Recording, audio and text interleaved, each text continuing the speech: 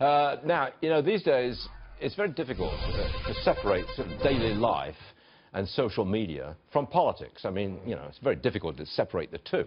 But we scanned our next guest's Twitter feed, barely if any mention of politics at all. And look who is here.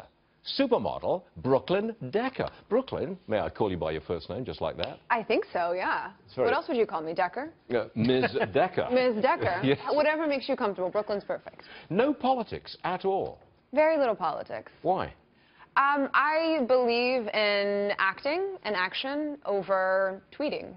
And I think you can be more powerful with your dollar and with your action than actually putting out a tweet. Or likes, or hearts, or retweets. Okay, look, you've got a new website out there. I do, yes. And it is finery.com. Finery.com. And as I understand these things, it's an attempt to put a woman's wardrobe into your pocket kind of thing? That's exactly what we're doing. Tell me what you're up to. So we've created a productivity platform that's supposed to help save women time and hopefully money and hopefully help them spend smarter and shop smarter. Women will spend 2 hours a week figuring out what they want to wear. And I feel like most women would rather spend their time elsewhere, like working or spending time with their children, more important things. You're wrong. And so You're totally wrong.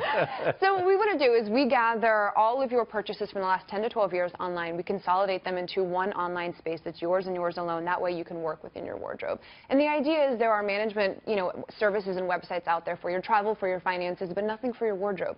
And women will spend more money on their wardrobe than they spend on their college education. That is true. So it matters. It matters to women. And we figured, why is there not a productivity platform out there for women? Are you selling product or are you selling organization? We are not. We are not selling anything. It's a free platform, but we're promoting organization. What we do is we give you wish list notifications. We give you sales notifications. We honor price adjustments. So the idea is we're making women money and we're letting their wardrobe work for them or helping their wardrobe work for them. There's really nothing out there like that. It's free.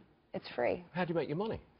Well, we eventually plan on doing a shared commerce platform. So we eventually plan on, we only wear 20% of our wardrobe. We have $500 billion worth of clothing hanging unworn in closets, which is crazy, and that's only in the United States.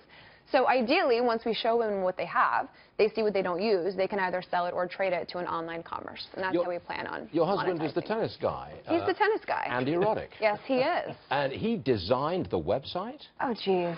Didn't he? Oh, geez. No, why are you laughing? He did not design the website. Here's the thing. My husband actually came up with the shared commerce with our monetization model my husband came up with, which is very embarrassing, and we need to stop saying that publicly. I need to stop giving him credit.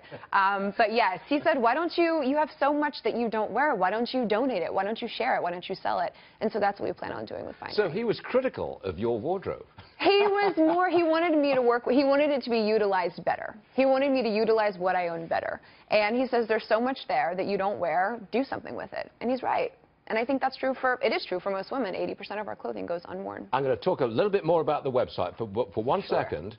Does he play tennis still? He loves playing tennis. He just hates being on tour. But he loves playing tennis. See, we had Greg Norman on the show, the great golfer. Yes, of course. Who is now formerly married to a tennis player. Yes, but he doesn't play golf any longer.